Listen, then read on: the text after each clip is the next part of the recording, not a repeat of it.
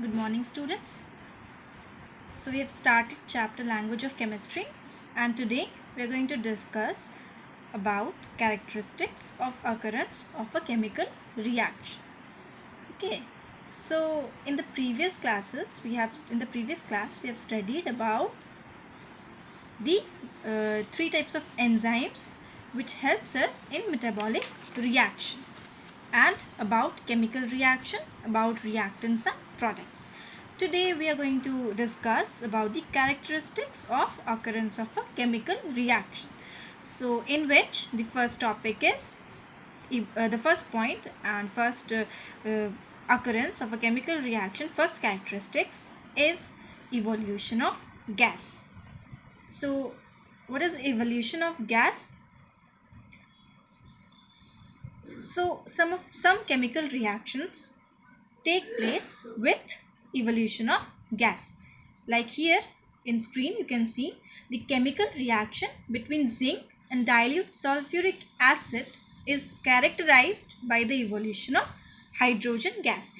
When zinc reacts with sulfuric acid, zinc is Zn plus H2SO4 is sulfuric acid. You will not write like this H2SO4. 2 should be like as a subscript of H as it is written in your book. So H2SO4, it reacts and give ZnSO4, that is zinc sulfate and hydrogen gas. So in this reaction hydrogen gas is released, means evolution of gas occurs. So that is why the characteristics of this chemical reaction is evolution of gas. So one more thing is written here, that rapid evolution of gas whenever occurs in any chemical reaction, we call it effervescence. Okay, effervescence means what? Rapid evolution of gas. Like for example, the second example is given in your book. When mineral acid decompose carbonates and bicarbonates, carbon dioxide is evolved with effervescence. Like you can see mineral acid is what? Mineral acid is hydrochloric acid, that is HCl. You see here HCl is a mineral acid. It reacts with sodium carbonate, that is Na2CO3. It reacts with sodium carbonate and give NaCl plus H2O plus CO2. So carbon dioxide released. So here rapid evolution of gas occurs, which is carbon dioxide. Effervescence occurs. This is the second example of evolution of gas. The third example is ammonium chloride, NH4Cl. When you heat this substance, ammonium chloride, when you heat this compound, you get a pungent smell. Why does pungent smell occur? Because of the presence of ammonia gas. So here if you heat ammonium chloride, you will get ammonia gas, that is NH3 and with hydrochloric acid. So one pungent smell occurs. When pungent smell occurs, that means the compound is ammonium chloride.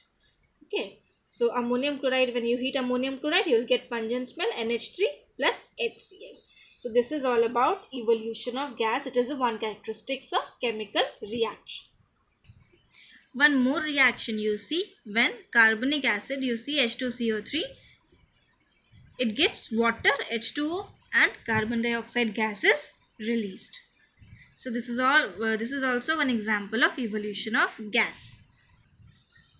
Now let's move to the next characteristics, that is change of color. So some reactions are characterized by change of color. As you can see the example, that when you're having a test tube, suppose if I'm taking in a test tube lead oxide which is of red color, and if you heat that test tube, you will see that red lead oxide is converted into yellow color. So basically what happened over there is that the reaction changes the color of lead oxide. What happened is that this lead oxide converted into lead monoxide and oxygen gas is released. So in this reaction what happened? Red lead oxide is converted into yellow lead oxide. As in result change of color occurs. So that is why this example is an example of change of color. The second example is when potassium iodide, that is Ki, when reacts with lead acetate, you see lead acetate PbCH3CO whole twice, it is colorless. What happen is if you mix these two, you will get one yellow PPT. PPT is precipitate. Okay, PbI2, lead iodide is formed, which is yellow precipitate, and potassium acetate formed. So here also color occurs, color from colorless to yellow PPT formed. So that is why it is also example of change of color. I am giving you more example of change of color. Let's see. See this example, lead nitrate, PbNO3 whole twice. See, it will give PbO, lead monoxide, that is yellow color. It will give reddish brown gas also, and plus oxygen gas. So this is example of both evolution of gas also and change of color also. Third characteristics of chemical reaction is change of smell. So some chemical reaction are characterized by change of smell. So during some chemical reactions, a strong smell is observed. Here in this example, you can see the example. Like when solid ammonium chloride, that is NH4Cl, is heated with sodium hydrogen chloride. Sodium hydroxide, it's written wrong, sodium hydrochloride solution. No, you will write sodium hydroxide solution.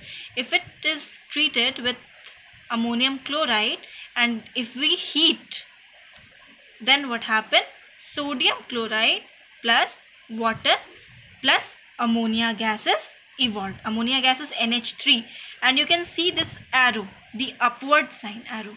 This upward sign is indicated evolution of gas. Okay, if in any chemical reaction you will see this type of arrow, this upward arrow, you will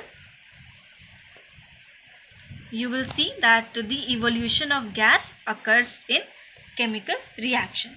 Okay, so this ammonium gas is evolved during this ammonium chloride. When ammonium chloride and sodium hydroxide reacts, NaCl plus H2O plus ammonia gas is released.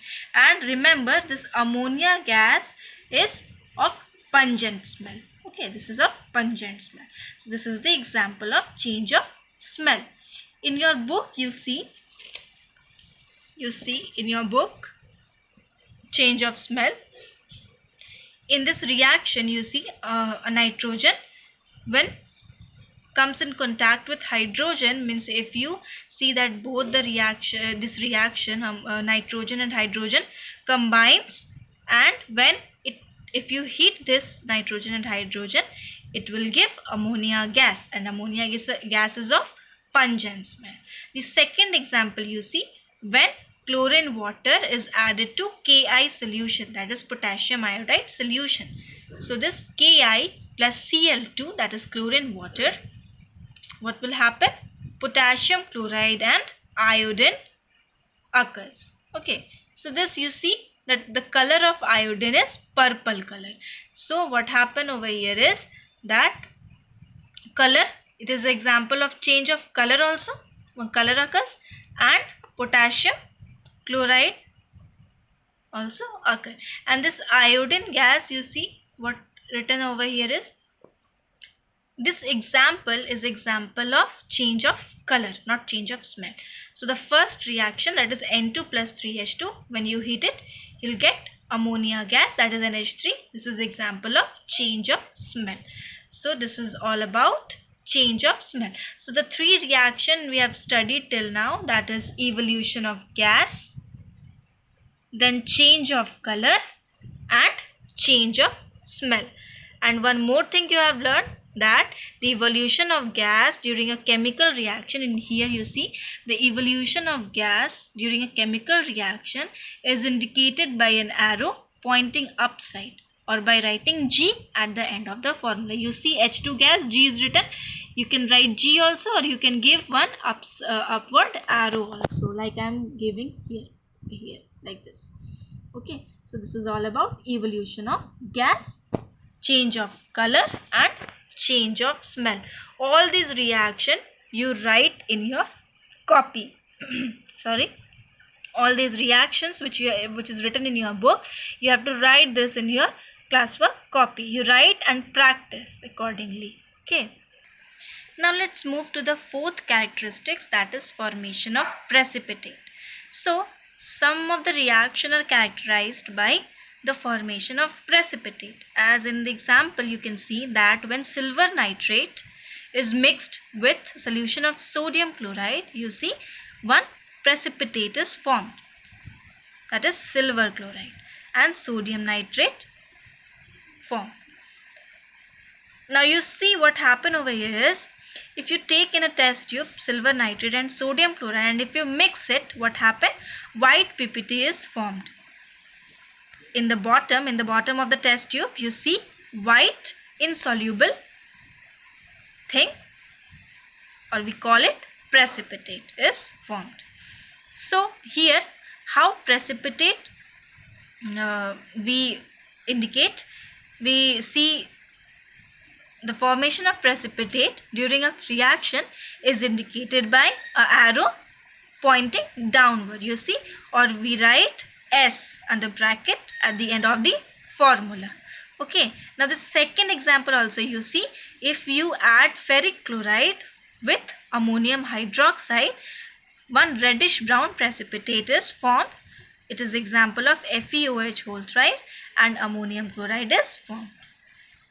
So two aqueous solution combines and one solid precipitate is formed. Precipitate means what? The insoluble particles which is settled down at the bottom of the test tube. So this is all about the formation of precipitate. Okay, so read the chapter, read the four characteristics of a chemical reaction, and the two more characteristics are there which we will discuss in the coming class.